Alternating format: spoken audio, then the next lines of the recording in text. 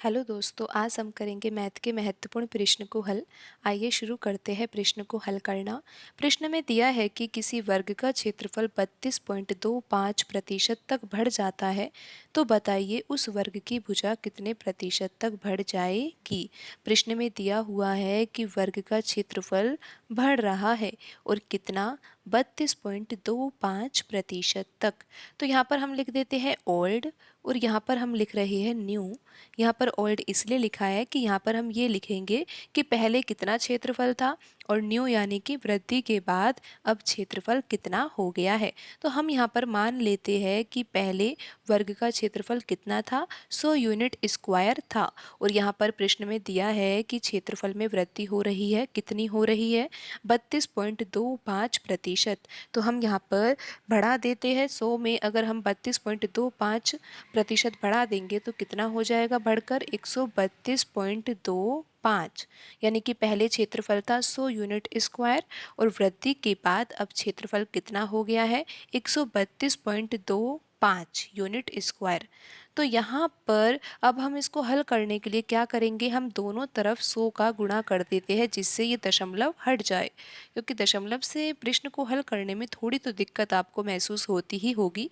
तो यहाँ पर प्रश्न को आसान करने के लिए हम दोनों तरफ यानी कि पुराने वाले में भी और नए वाले में भी 100 का गुणा कर देते हैं। आंसर में कोई फर्क नहीं पड़ेगा क्योंकि आंसर प्रतिशत में निकालना है। तो यहाँ पर आ जाएगा ये 10,000, यानी कि क्षेत्रफल कितना है 10,000, पहले 10,000 यूनिट स्क्वायर था और अब कितना हो गया है, यहाँ पर पॉइंट हट जाएगा तो यहाँ पर अब कितना आ जाएगा 13,225। आपको इतना समझ में आ गया होगा। अब हम इसको सरल रूप में व्यक्त करने के लिए इनको काट लेते हैं। 25 के पहाड़े से दोनों संख्याएं काटी जा सकती है। आप ये काटोगे 10,000 को 25 के पहाड़े से तो ये कट जाएगा कितनी बार, 400 बार कट जाएगा।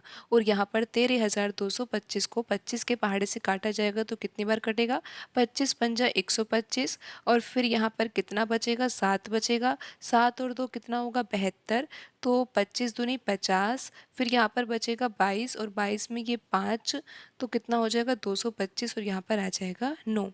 तो यहाँ पर 13,225 अगर 25 के पहाड़े से काटा जाता है तो कितनी बार कटेगा, 529 बार कटेगा। तो यहाँ पर ये है क्षेत्रफल। आपको पता है कि वर्ग का क्षेत्रफल क्या होता है, भुजा स्क्वायर होता है।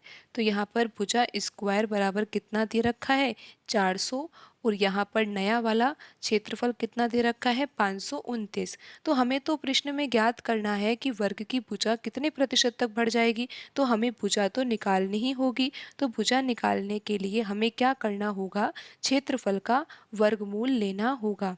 तो यहाँ पर 400 का वर्गमूल लेंगे और यहाँ पर किसका लेंगे 529 का।